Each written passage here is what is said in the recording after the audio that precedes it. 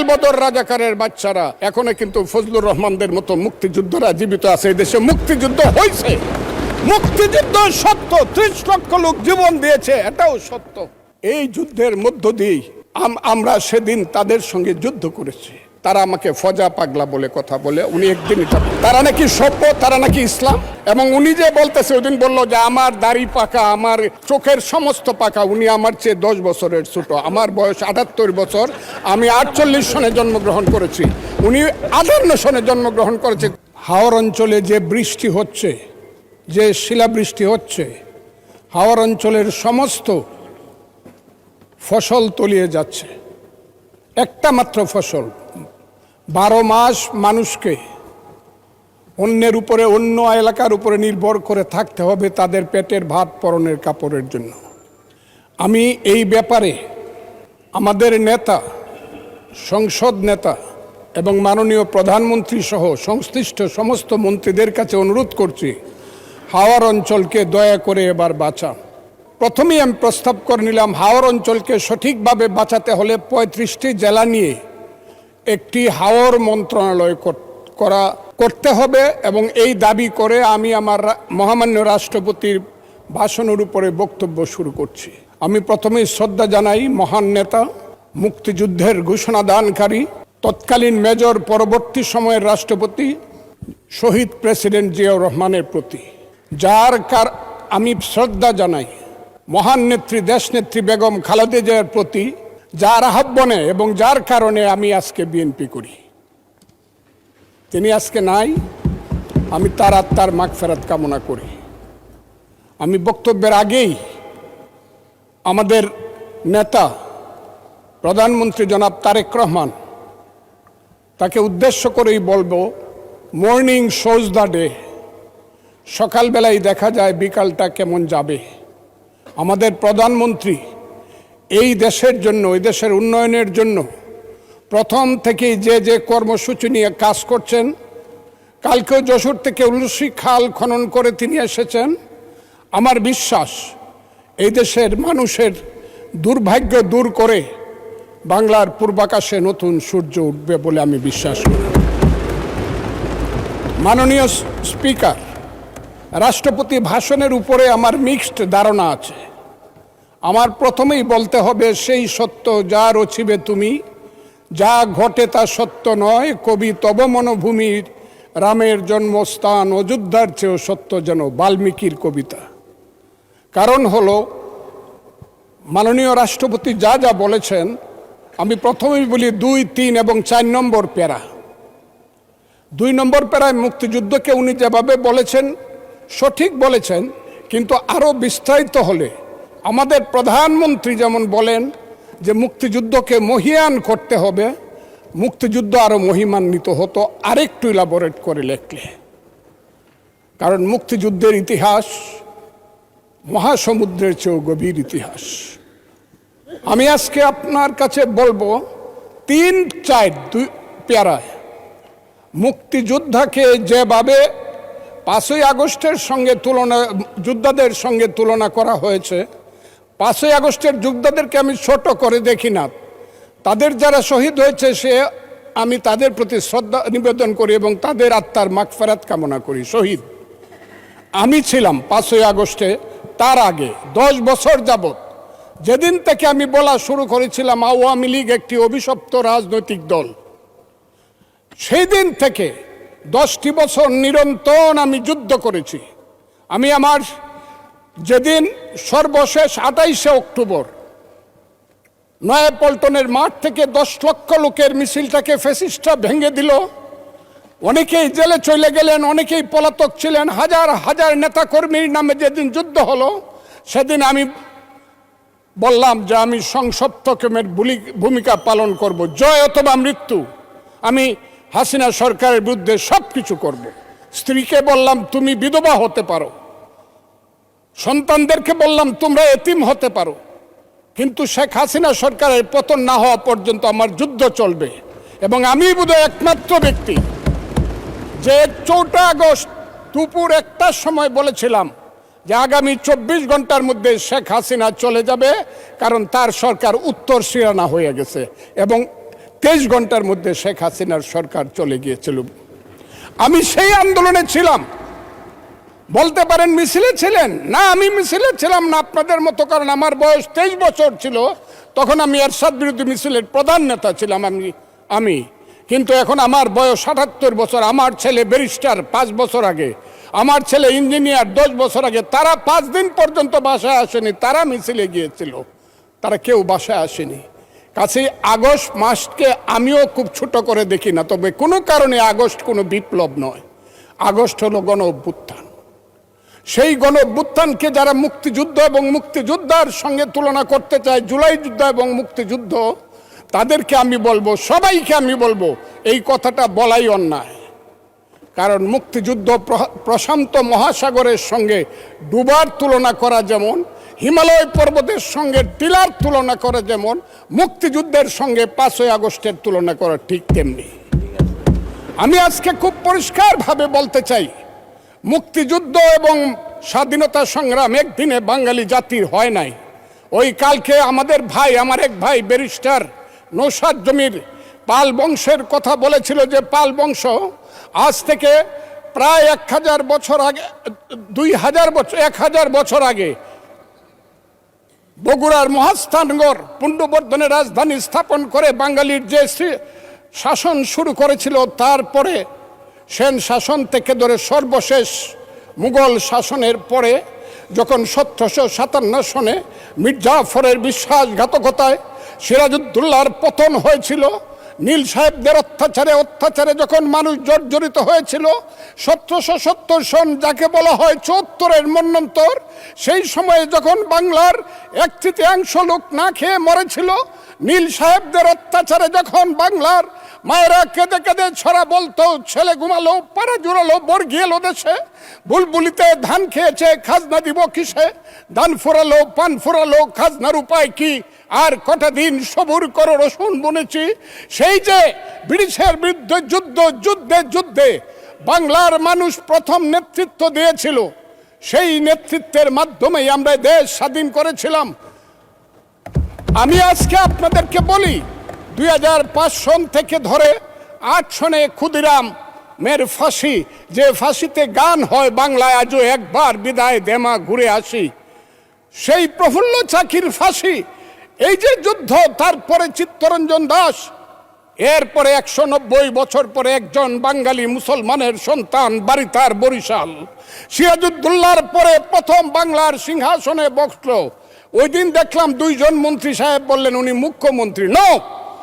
1937 সনে যখন শেরে বাংলার সিংহাসনে বসেছিলেন, তখন উনি প্রধানমন্ত্রী ছিলেন।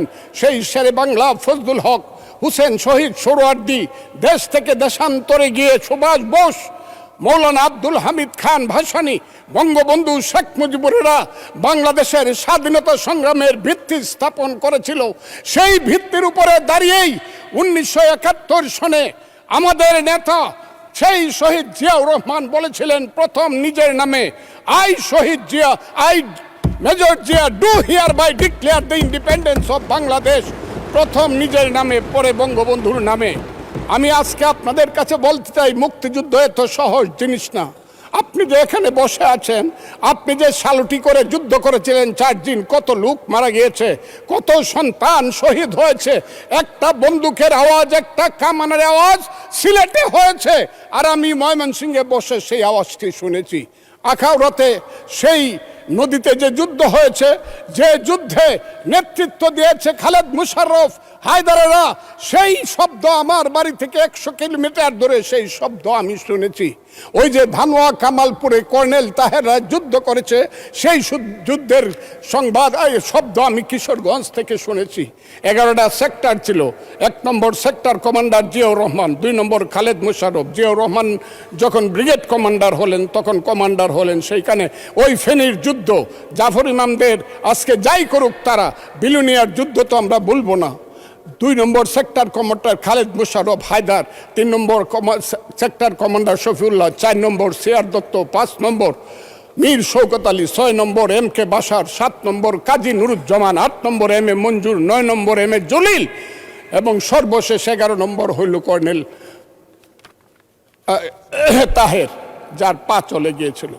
সেই যুদ্ধ, যে যুদ্ধে সারা পৃথিবী জড়িত ছিল, যে যুদ্ধে ইন্ডিয়া 3রা ডিসেম্বর 1971 সনে আমাদেরকে সহযোগিতা করার জন্য অংশগ্রহণ করেছিল, এবং তার হাজার হাজার সৈন্য এই মাটিতে রক্ত দিয়ে গেছে, এবং যে ইন্ডিয়া আমাদের দেশের স্বাধীনতার জন্য বঙ্গোপসাগরে যে 7ম নৌবহর এসেছিল, আমেরিকার বিশ্বযুদ্ধের রিস্ক নিয়েছিল, আমাদের জন্য সোভিয়েত ইউনিয়নের বদস তিনটা ভেটো দিয়েছিল, তা না হলে আমাদের দেশ স্বাধীন হতো কিনা সন্দেহ ছিল। সেই মুক্তিযুদ্ধের সঙ্গে যখন 1 মাসের গণ আন্দোলনকে তুলনা করা হয়, তখন মুক্তিযুদ্ধকে ছোট করা হয়। আমি মনে মনে ভাবি, হয়তোবা আমি মরে গেলেই ভালো হতো। আমি আজকে আপনাদের কাছে প্রশ্ন রাখতে চাই, 5ই আগস্টের পরে কি হলো? আমাকে একটু 5ই আগস্টের পরে কি হলো আপনারা জানেন।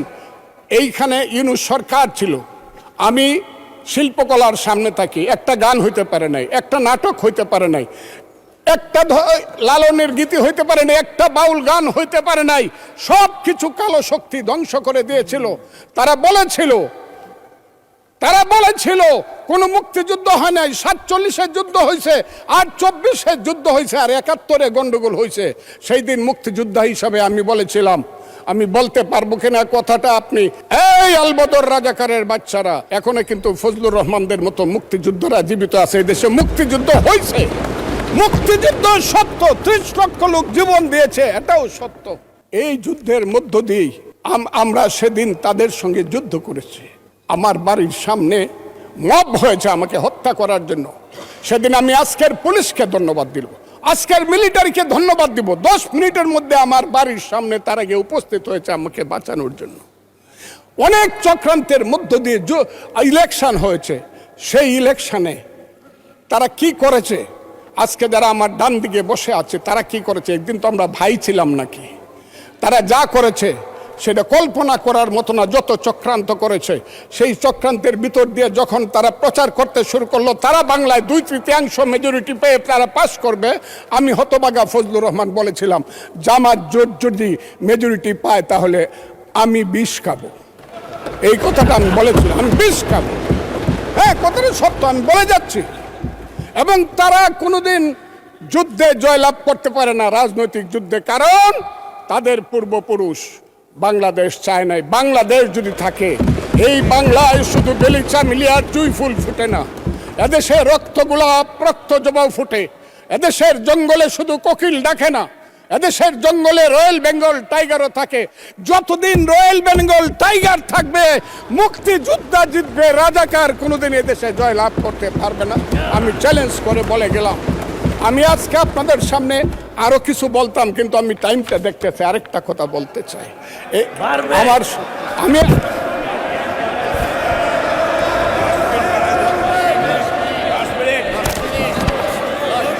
আমাকে 5 মিনিট সময় দেন, আমি শেষ করে ফেলবো। আমি আজকে আপনার সামনে শুধু বলতে এসেছি, মাননীয় সদস্য, আরো 3 মিনিট দেওয়া হলো আপনাকে। আমি বলতে এসেছি, হ্যাঁ, আমার বক্তব্যের পরে বলবে আমরা কি মুক্তিযুদ্ধ করি নাই। বিরোধী দলের নেতা বলেন, ওনাকে আমি অসম্মান করি না, সব সময় মাননীয় বলে কথা বলি, কিন্তু উনার দলের লোকজন এখানে বসে আছে, তারা আমাকে ফজা পাগলা বলে কথা বলে। উনি একদিনই তারা নাকি সভ্য, তারা নাকি ইসলাম। এবং উনি যে বলতেছে, ওইদিন বললো যে আমার দাড়ি পাকা, আমার চোখের সমস্ত পাকা, উনি আমার চেয়ে 10 বছরের ছোট। আমার বয়স 78 বছর, আমি 48 সনে জন্মগ্রহণ করেছি, উনি 58 সনে জন্মগ্রহণ করেছে। বিরোধী দলের নেতা বলেছেন উনি মুক্তিযোদ্ধা পরিবারের লোক এবং উনি শহীদ পরিবারের লোক, এবং উনি জামাত ইসলাম করেন। এটা ডাবল অপরাধ। মুক্তিযোদ্ধা পরিবারের লোক কেউ জামাত করতে পারে না। আর শহীদ পরিবারের লোক, মাননীয় সদস্য ফজলুর রহমান, আপনি শেষ করুন, কষ্ট পাইতেছেন, বক্তব্য শেষ করুন। আমি আবারও বলে রাখলাম, শহীদ পরিবারের লোক তো জামাত করতেই পারে না, আর জামাত করলে ডাবল অপরাধ করতেছে। 2, তাহলে আমি আপনাদেরকে বলি, 1971 সনের 14 ডিসেম্বরকে পালন করা হয় শহীদ বুদ্ধিজীবী দিবস। সেই মুনির চৌধুরী, আব্দুল আলিম চৌধুরী, শহীদুল্লাহ কায়সার থেকে ধরে শত শত বুদ্ধিজীবীকে যারা হত্যা করেছিল তাদেরকে বলা হয় আলবদর। এবং সেই আলবদর বাহিনী কার ছিল আপনারা জানেন। আমি খুব দুর্ভাগ্য। প্রথম দিন কিন্তু মাননীয় স্পিকার আপনি জানেন এইখানে কোনো বাতি ছিল না, আমি কিছু শুনতে পারি নাই। এই হাউজে প্রস্তাব হয়েছে তাদের ব্যাপারও শোক প্রস্তাব হয়েছে। আমি একা হইলেও এটা প্রতিবাদ করতাম, কিন্তু যেহেতু আমার দল এটা করছে আমি চুপ করেছিলাম। আমি কথাটা খুব ক্লিয়ার। কিন্তু এই সংসদ সম্পর্কে আজকে না হলো কালকে না হলো পরশু, না হলে ইতিহাসে ভুল বার্তা যাবে যদি আমরা যুদ্ধ অপরাধের ব্যাপারে আমরা সুপ্রস্তাব নেই। আমার আরেকটা কথা মিলন, পুলিশের ব্যাপারে যে ইনডেমনিটি দেওয়া হয়েছে, সেই পুলিশ 5ই আগস্ট পর্যন্ত একরকম, কিন্তু 5ই আগস্টের পরে, যেমন আমি মুক্তিযোদ্ধা কমান্ডার ছিলাম, আপনি বীর বিক্রম ছিলেন, 16ই ডিসেম্বরের পরে শত শত রাজাকার আমার কাছে আত্মসমর্পণ করছে। আমি কাউকে হত্যা করে নেই, সবাইকে জেলে পাঠিয়ে দিয়ে তার বিচার হোক। আমার কথা হলো 5ই আগস্ট 2024 সনের পরে এই যে এত থানা লুট হয়েছে, এত পুলিশকে হত্যা করা হয়েছে, তারা তো তখন যুদ্ধ করে নাই, তারা তো নিরপরাধ। এত অস্ত্র গেল কোথায়? স্বরাষ্ট্রমন্ত্রী নিশ্চয়ই আমার নেতা, উনিও শুনছেন আমি কথাগুলো বলছি। 5ই আগস্টের পরে যে ঘটনাগুলো হয়েছে সেগুলো তো কোনো আইনে ইনডেমনিটি পাওয়ার কথা না। যদি 5ই আগস্টের পরে কোনো পুলিশ হত্যা হয়ে থাকে, থানা লুট হয়ে থাকে, অস্ত্র নিয়ে থাকে, সেটার জন্য তদন্ত হওয়া উচিত, দোষীদের বিচার হওয়া উচিত। আর 5ই আগস্টের আগে পুলিশ যা করেছে, তারা রাষ্ট্রীয় বাহিনী, তারা যদি অন্যায় করে থাকে, মরে গেছে, বিচার হোক। কিন্তু আমি মনে করি তারাও এই দেশের নাগরিক, পুলিশেরও মা বাবা আছে, তাদেরও সন্তান আছে, তাদের সন্তানও এতিম হয়েছে। রাষ্ট্র তাদের কাছে গিয়ে বলা উচিত, তোমার সন্তান যেভাবেই নিহত হয়ে থাক, আমরা তোমাদেরকে দেখব। আমার পুলিশের এই আইনটার ব্যাপারে হলো আমার এই কথা। আমি আজকে এই হাউজে দাঁড়িয়ে সর্বশেষ কথাটি বলবো। সর্বশেষ কথাটি হলো, আমার মাননীয় প্রধানমন্ত্রী, আমি যাকে ভীষণ শ্রদ্ধা করি, দেশকে উনি চালাতে পারবে না আমি জানি। দিনের পর দিন, মাসের পর মাস, যতই বাহিরে বাহিরে চক্রান্ত হোক, ভিতরে কিন্তু যতই ভালো মানুষ দেখাক, যতই এখানে বিএনপির বিরুদ্ধে দাঁড়াবার চেষ্টা করুক, এটা হবে না। কিন্তু আমার নেতা, সংসদ নেতা কিন্তু অনেক মহান কাজ করেছে। 78 জনকে 222 জনের সমান সমান ভাগ দেয়া কমিটি করেছে। আমি আমার নেতাকে বলবো, তার মা কিন্তু একসাথে দুধ খাইছে, কিন্তু সিরাজউদ্দৌলা আর মোহাম্মদী বেগ কিন্তু এক না। মোহাম্মদী বেগ কিন্তু সিরাজউদ্দৌলাকে হত্যা করেছিল। এই কথাটি বলেই আপনাকে ধন্যবাদ জানিয়ে আমার বক্তব্য শেষ।